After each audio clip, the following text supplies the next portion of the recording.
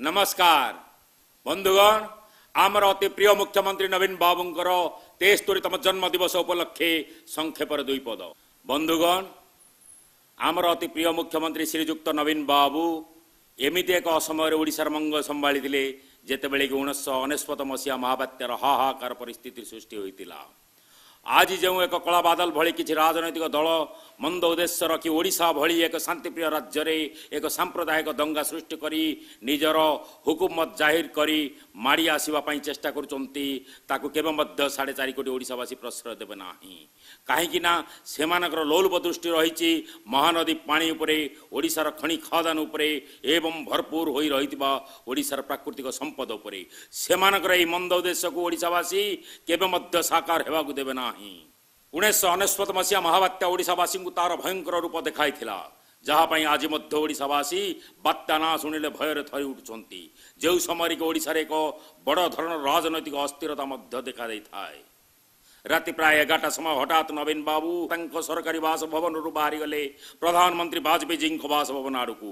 से दिन नवीन बाबूंकर सरकारी बासभवन थिबा समस्त कर्मचारी अवाक होई चाहती फेरिबा बाटकू पर जना पड़ा नवीन बाबू वाजपेयी को देखा करी एवं आलोचना करी एक जरूरी कालीन बैठक डकाइबा कहिथिले एवं तत्संगे संगे महाबात्या किपरि भाव में सामना करने को हेबो पुंखानुपुंख भाव में आलोचना करी फेरिथिले। नवीन बाबू से समय स्टील एंड माइन्स एवं पर माइन्स एंड मिनरल्स कैबिनेट मंत्री भाव में केन्द्र अवस्थापित होती निज अधीन विभिन्न संस्था मान को यथा संभव आर्थिक साहाय्य एवं सहयोग जोगाई देवाई एक जरूरीकालीन निर्देशनामा जारी करिथंती। 1999 मसीहा महाबात्या पर घटना से समय राज्य राजकोषर परिस्थिति अत्यंत देवालिया अवस्था थाए। हॉस्पिटल मानकर अवस्था अति शोचनीय हो पड़ी थाए। ना डाक्तर ना स्टाफ ना औषध कई कहा कथा शुणती ना एक प्रकार मरण जनता पलटि जाए थाए। हाहाकार जनता करुणा जंत्रणा एवं क्रंदन शुणा मिलू थाए। से समय ओडिशार एडमिनिस्ट्रेशन भुशुड़ी पड़ी थाए कई कहा आदेश मानिबा नाराज। से समय जहाँ सबू खाद्य वस्त्र औषध कंबल प्लास्टिक पॉलिथिन आदि ओडिशा को विदेश रु केन्द्र रु राज्य मानक आसुता है ताहा सब कलिंग स्टाडियम ठार आरंभ करी विभिन्न स्कूल मानकरे चोरी एवं पचिसड़ी नष्ट मध्य हो जाउथाय।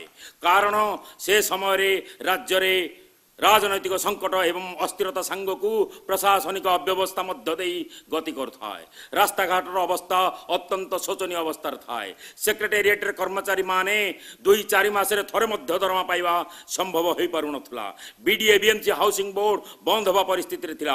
अघोषित विद्युत काट सांग को एवळा 6 घंटा एवं आरवळा 6 घंटा ओडिशावासी को व्यतिव्यस्त करि पकाउ थाए। बोधे नवीन बाबू से दिन संकल्प करथिले जो दिन महाबात्या को पुंखानुपुंख भाव में आलोचना करी फेरिथिले एवं ओडिशार राजनैतिक अस्थिरता को देखी नवीन बाबू ही ओडिशा जाई निरीह सरल ओडिशावासी को साहाय्य करने सह असजड़ा ओडिशा को सुंदर भाव में गढ़ी तोलिया मनस्थ करथिले। से समय राजनैतिक अस्थिरता एवं प्रशासनिक अव्यवस्था ओडिशावासी मेरुदंड को दोहलाई देथिला। तेणु बंधुगण आज बेल आसी जाइए अधिक अपमान ओडिशावासी सह्य करि पारिबे नाही। जो नवीन बाबू अहिंसा को पाथेय करी ओडिशा को स्वच्छ एवं सुशासन देवारे चेष्टारत तांको बारंबार जे भली भाव में अपमानित करबा पई अपचेष्टा करा जाउची तांकर ए मंद उद्देश्य को 4.5 कोटी ओडिशावासी केबे मध्य बर्दाश्त करिवे नाही।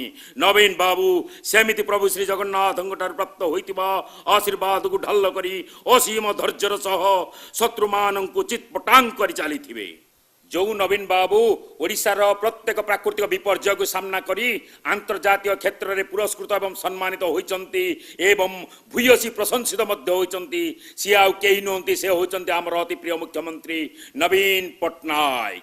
ओडिशा तथा भारत वर्ष रे सबु सरकार माने प्राकृतिक विपर्यय को सामना करी आछुचंती किंतु तार प्रॉपर मैनेजमेंट सेटलमेंट एवं पुनर्धार कार्य करिवारु वंचित होइचंती अबा इच्छा प्रकाश करंती नाही। किंतु आज आमर अति प्रिय मुख्यमंत्री नवीन बाबू सारा जगत पाई एक उदाहरण सृष्टि करिसंती एवं तांका जीवन काल मध्य एमती बहु उदाहरण सृष्टि करि चलथिबे।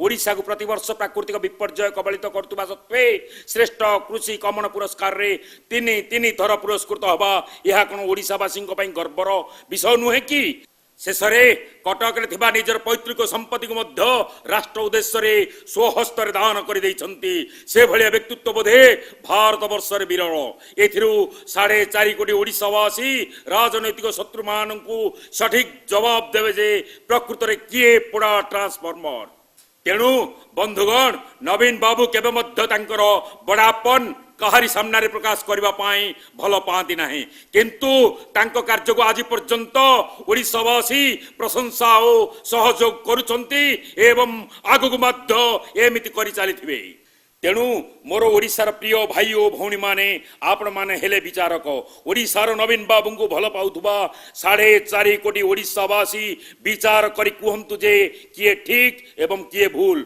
विचारक हेले आपण वंदे उत्कल जननी।